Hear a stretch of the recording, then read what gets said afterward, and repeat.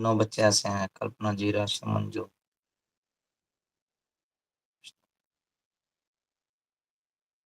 ठीक है, चलिए हम पढ़ते हैं कि कृष्णमाचार्य जी का जीवन परिचय।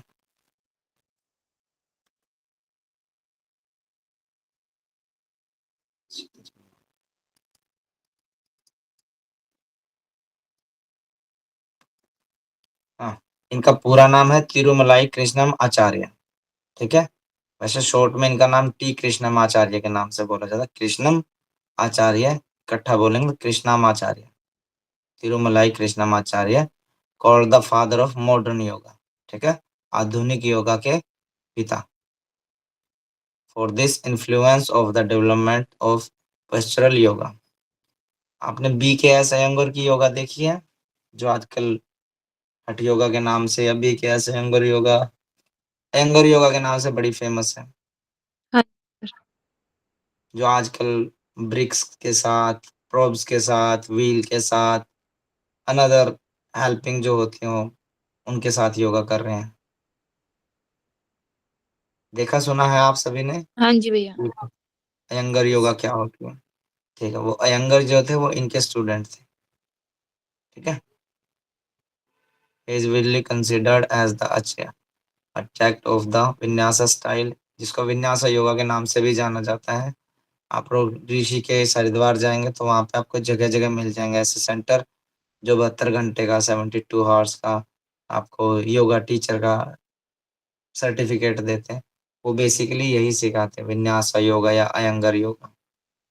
ठीक है, 24 घंटे का, 72 घंटे का, 48 घंटे का योगा टीचर का कोर्स करवाते हैं। फॉरेनर लोग जहाँ ज़्यादा आते हैं वहाँ पे उनको करवाया जाता है, और उसके बाद आप 48 घंटे में, 72 घंटे में योग शिक्षक बन जाते हो, ऐसा उनका मानना है। ठीक है, इसको Vinyasa style and is the renowned for his role in the reviving Hatha yoga के नाम से भी जाना जाता है इसको। पढ़ते हैं इनके बारे में।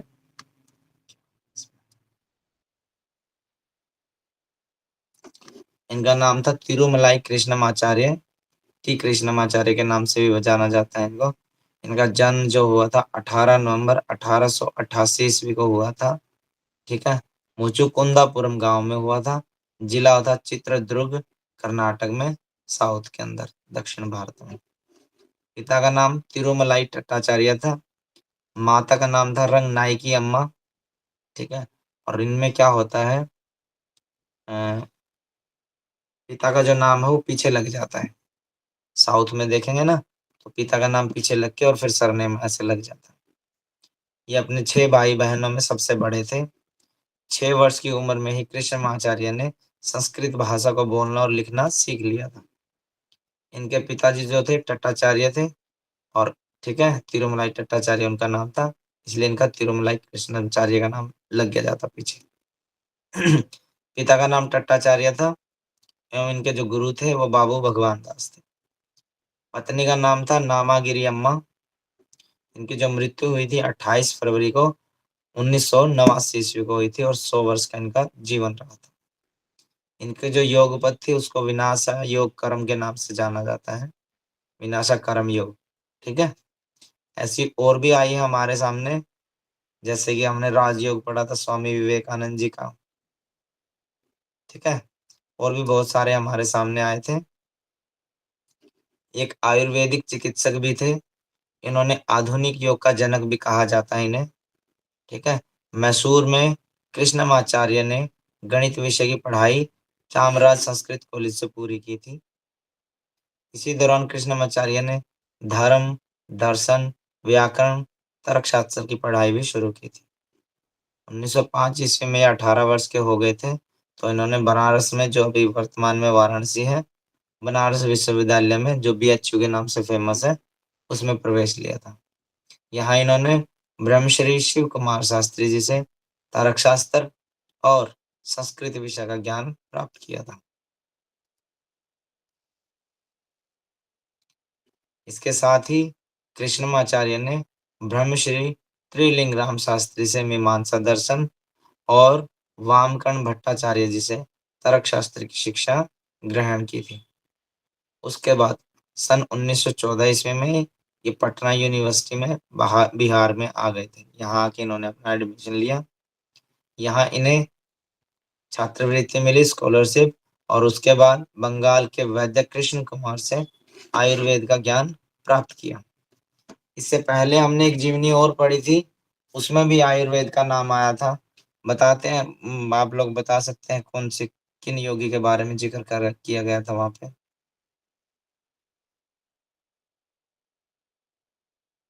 हमने जो पीछे जीवनियां पढ़ी हैं उसमें एक योगी का नाम आया था कि उनको भी आयुर्वेद की काफी नॉलेज थी। स्वामी राम हिमालय सोच शायद। बोलिए। हम्म। महर्षि क्या बोले नेहा जी? पतंजलि। तो महर्षि पतंजलि। महर्षि पतंजलि। अरे आप लोग रोज प्रेयर करते तो हो, भूल गए? और मैंने जिस दिन वो प्रेयर समझाई थी आपको कि इसमें 3 क्वेश्चन छुपे हुए हैं,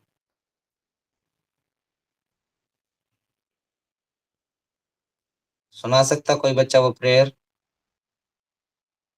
यस सर।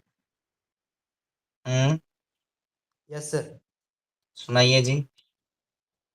योगेन चित्तस्य पदेन वाचा मलं शरीरस्य च वैद्यकेन योपाकरोतं प्रवरं मुनीनां पतञ्जलिं प्राञ्जलिरानतोऽस्मि।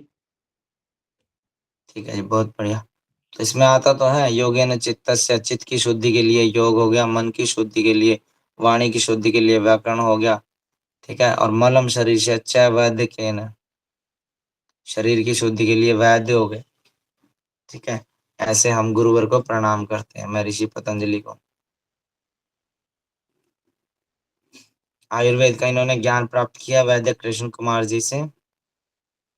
एक बार क्या हुआ, दरभंगा रियासत दिंक घाट के राजा का राज्य अभिषेक होना था, और उसके लिए इनको भी आमंत्रित किया गया। ठीक है, राजा का जो राज्य अभिषेक होना था उसके दौरान एक शास्त्रार्थ का आयोजन किया गया। जब भी राज तिलक होता था तो एक अश्वमेध यज्ञ होता, मतलब बड़े सारे यज्ञ भी होते थे, उसमें काफी सारा दान भी दिया जाता था, और शास्त्रार्थ तो होते ही होते थे, मेले लगते थे। ठीक है, ऐसे होता, ये कंपलसरी था, कुछ भी बड़ा ओकेजन होता था तो ये सब सारी चीजें होती थी। तो जब राजा का राज्याभिषेक का होना था उसी दौरान एक शास्त्रार्थ का भी आयोजन किया गया, और कृष्णमाचार्य जी ने शास्त्रार्थ में रियासत के प्रसिद्ध विद्वान, उस समय के जो राजा थे उसके रियासत के प्रसिद्ध जो विद्वान आचार्य थे बिहारी लाल को परास्त किया था, उनको हराया था शास्त्रार्थ में।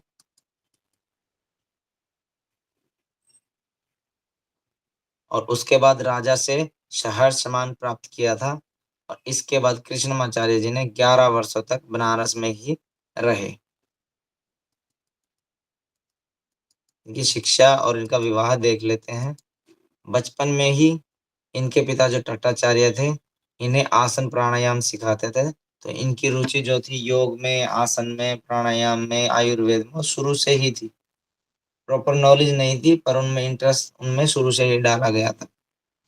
कृष्णमाचार्य जी ने प्रसिद्ध योग गुरु बाबू भगवान दास से भी योग की विभिन्न विधाओं को सीखा था। गहननाथ झा के सुझाव पर कृष्णमाचार्य जी ने लॉर्ड इरविन, जो कि वहाँ के गवर्नर होते थे, उनको मधुमेह से वो पीड़ित थे, तो उनको कहीं से पता चला कि कोई ऐसा एक योगी है जो योग भी जानता है और आयुर्वेद भी जानता है। तो उन्होंने इनसे मुलाकात की, मुलाकात करने के बाद इनको बुलाया, और ये मधुमेह से पीड़ित थे, तो इनको 6 महीने के अंदर योग का प्रशिक्षण दिया और कुछ औषधियां दे के उनकी जो मधुमेह थी वो काफी हद तक ठीक कर दी थी उन्होंने। तो उन्होंने उनको पर्सनल रख लिया था, अपना प्रश्न वैद रख लिया था कृष्ण आचार्य जी को, लॉर्ड इरविन ने। और उसके बाद इनसे पूछा था कि आप आगे क्या करना चाहते हैं, तो उन्होंने कहा था कि मैं आगे हिमालय पे जाना चाहता हूँ, और वहां जाके मैं और गहन और डीप नॉलेज लेना चाहता हूँ, आयुर्वेद की भी और योग की भी। तो इन्होंने लॉर्ड इरविन जो गवर्नर थे, इन्होंने उनको, उनके 2 साथियों को अपने साथी के साथ अपने बलबूते पे, अपने खर्च पे इनको वहां भेज दिया था। ठीक है। और चाहते थे बहुत लालच इकट्ठा, अगर लालच होता तो बहुत कुछ मांग सकते थे, पर इन्होंने जो है उससे थोड़ा सा ऊपर अपना इंटरेस्ट जो है अपने ज्ञान को प्राप्त करने में दिखाया। सन 1925 ईस्वी में कृष्णमाचार्य जी का जो विवाह है वो नामागिरी अम्मा से हुआ था। ये वैष्णववाद के समर्थक थे। प्रारंभ में अपने पिता तिरुमलाई भट्टाचार्य जी से कृष्ण योग शिक्षा ग्रहण की इन्होंने। बाद में बाबू भगवान दास जी से योग का गूढ़ ज्ञान प्राप्त किया।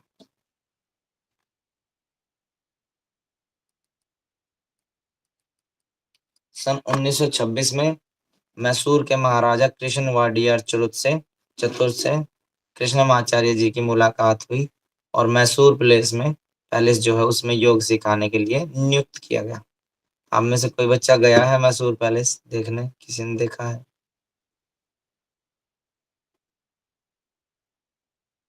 मैसूर में देखने की एक ही जगह वो मैसूर पैलेस, ठीक है।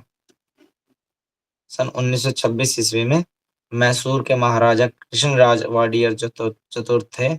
उन्होंने कृष्ण आचार्य जी से मुलाकात की और मैसूर पैलेस में योग सिखाने के लिए नियुक्त किया गया। मैसूर पैलेस का वो योग शिक्षक बन गए।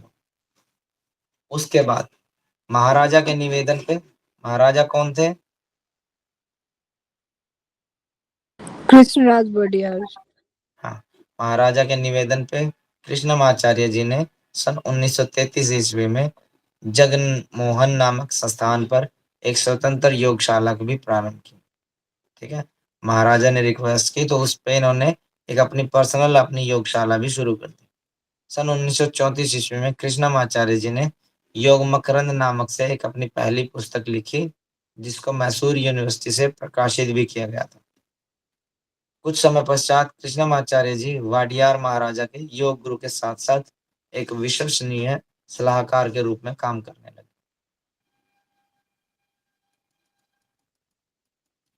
इसके बाद कृष्णमाचार्य वाडियार महाराज के सामने हठयोग की क्रियाएं, कुछ एडवांस योगासनों का प्रदर्शन, जैसे हाथ से कार को रोकना, भारी वस्तुओं को दांत से उठाना, ठीक है, श्वासों को रोक देना, काफी देर तक रोकना सांसों को, किसी टफ से टफ बिल्कुल मतलब इम्पॉसिबल एरिया के अंदर से निकलना, आग से क्रियाएं करना, ठीक है।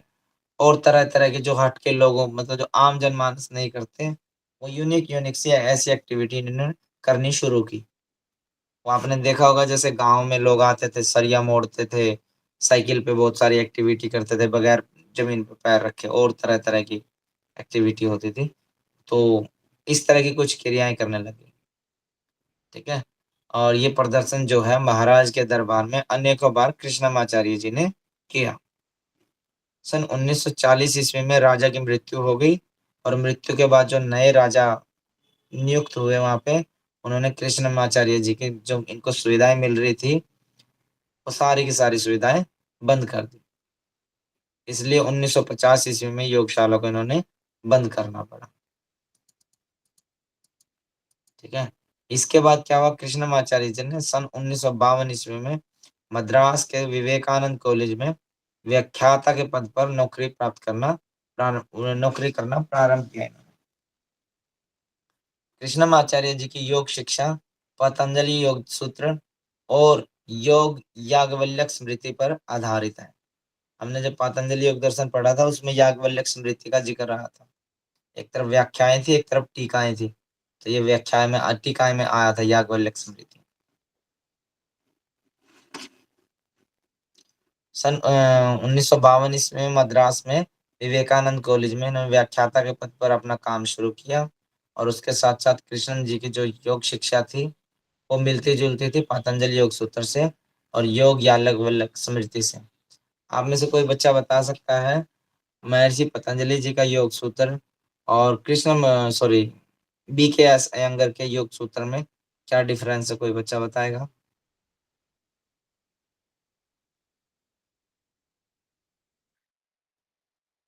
एक सूत्र शायद वहां पे ज्यादा है सर, तीसरा अध्याय में। तीसरे अध्याय में एक सूत्र ज्यादा है वहां पे, ठीक है। तो बाकी में 195 है BKS अयंगर जी की जो है उसमें, और एक और है पुस्तक, उन दो लेखक जो है उनकी रचनाओं में उनकी जो लिखी हुई ग्रंथ है उसमें एक एक सूत्र बढ़िया, उनमें 196 सूत्र है। सन 1985 ईस्वी में लगभग सन 1985 ईस्वी में लगभग ये 88 में इनका बर्थ हुआ था, तो इसमें से 3-4 निकाल दो, ये हो गया 97 हो गया शायद।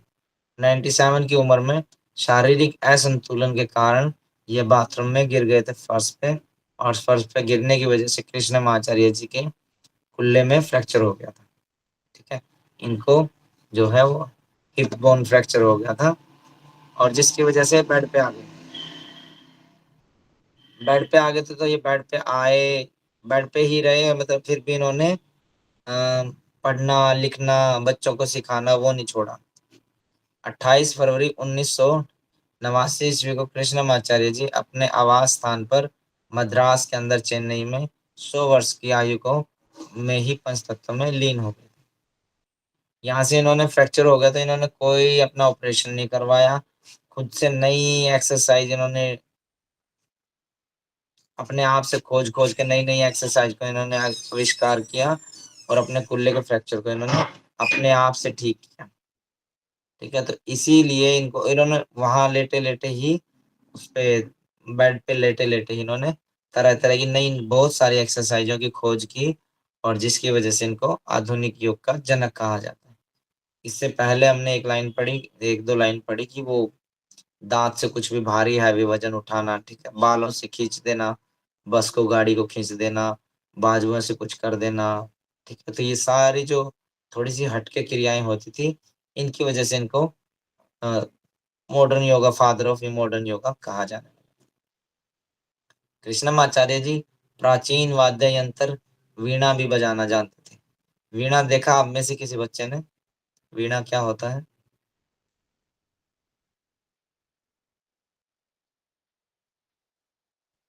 यस सर, देखे हाथ से हो? बजाने वाला इंस्ट्रूमेंट है। हाथ से बजाने वाली तो बहुत सारी चीजें होती हैं, हाथ से ही बजती सारी चीजें। फोटो में भी जो देखे सही में, सरस्वती वहां पे भी सरस्वती के रहता है। पास माता सरस्वती जी बजाती थी। सरस्वती हाँ जी। उसमें एक तार होती है, सिंगल तार होती है। ठीक है, उसको वीणा बोलते हैं। अध्यापक के रूप में इन्होंने बहुत सारा कार्य किया, और इनके पिता जो है वो भी अध्यापक थे, तो वहीं से इनमें अंदर रुचि थी।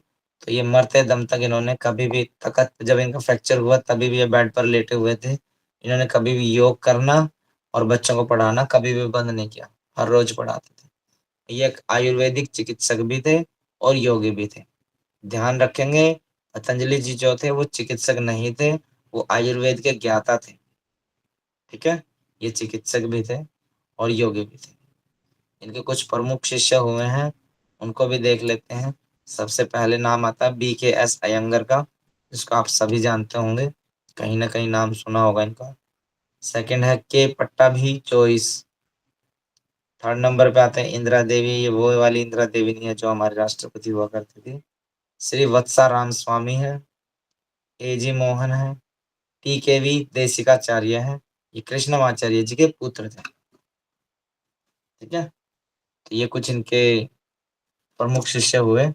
आगे इनके जो TKV देशिकाचार्य थे, इन्होंने योग को और आगे बढ़ाया, और फिर जो BKS अयंगर हैं, इनके फिर आगे स्टूडेंट हुए।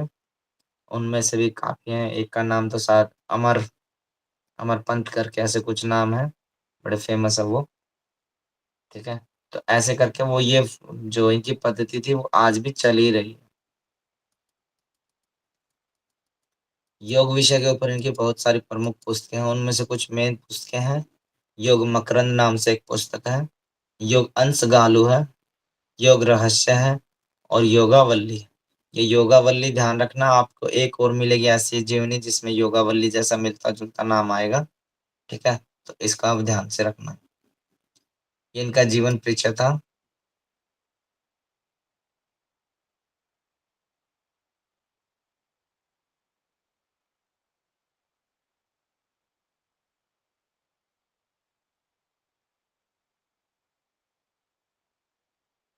लगभग 100 वर्ष का इन्होंने जीवन जिया। ठीक है, और नाम थोड़े से अटपटे हैं इनके क्योंकि ये साउथ साइड से हैं, तो आपको मोस्टली के नाम ऐसे ही मिलेंगे साउथ में। हाँ, किसी बच्चे का कोई डाउट हो तो बताइएगा, तो फिर हम क्वेश्चन आंसरिंग करते हैं।